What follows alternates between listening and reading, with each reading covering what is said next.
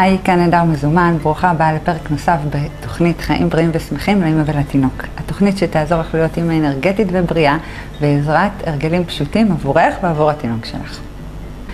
היום אני הולכת לדבר על נושא שלא תמיד נוח לדבר עליו, והוא דחורים אחרי לידה.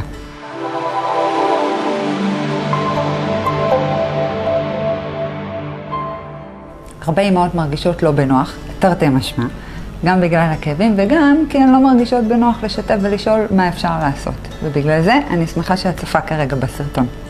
ילדת ממש לא מזמן, ואת צריכה לדאוג לתינוק החדש וגם לעצמך. וגם יש כאבים. אז מה עושים? חשוב לי לציין שהטיפול הוא עבור דחורים שלא מדממים. הטיפ שלי עבורך היום להשתמש במלח אנגלי. אותו אפשר לקנות בכל בית מרקחת. לוקחים שני כלים, אחד עם כף מלח והשני עם מים חמים שהם מים רותחים שהתקררו. להיזהר שלא יהיו חמים מדי. טובלים את הצמר גפן במים, סוחטים לא לגמרי עד הסוף, טובלים את הצמר גפן הסחוט בכלי של המלח האנגלי ומניחים על המקום במשך דקה עד 2 דקות. בסוף 2 דקות חוזרים שוב על התהליך עם צמר גפן נקי. על הפעולה הזו חוזרים עוד 3 פעמים. סך הכל 4 חזרות. ואת כל הטקס הזה מבצעים 4 פעמים ביום. פשוט לזכור את זה 4 על 4.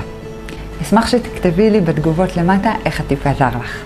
ואם עדיין לא קיבלת ממני את סדרת המתנה לילה טוב אמא, הסדרה שתלמד אותך איך לסגל לעצמך הרגלי שינה טובים ולקום עם אנרגיות יום למחרת, תלחצי על הלינק שמופיע מתחת לסרטון ותקבלי גישה מיידית. אנחנו נתראה בסרטון הבא.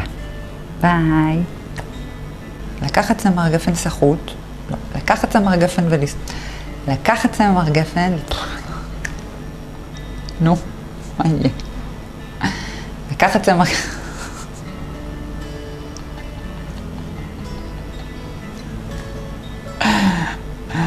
גדול, כן, לא, הרעש פה מסביב זה משהו... עוד פעם מההתחלה. ברוכה הבאה לפרק נוסף בתוכנית